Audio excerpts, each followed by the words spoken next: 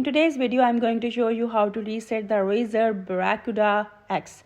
The process is very simple and it works for most models, so make sure to follow along. Before I begin, make sure the headset is completely powered off. If it's currently connected to your PC, smartphone or any other device, turn it off first. Now let's reset the headset.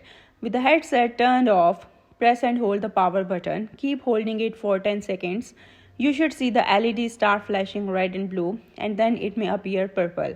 You will also hear the voice prompt saying reset device. When you see the flash LED and hear the prompt, your device has been successfully factory reset.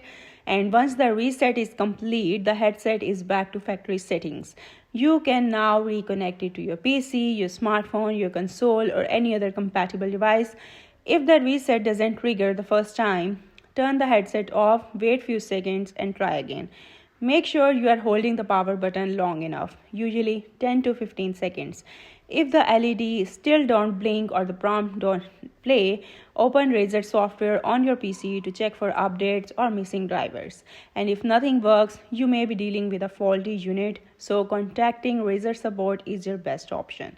And that's it for today's video. I hope you liked the video. Thank you for watching.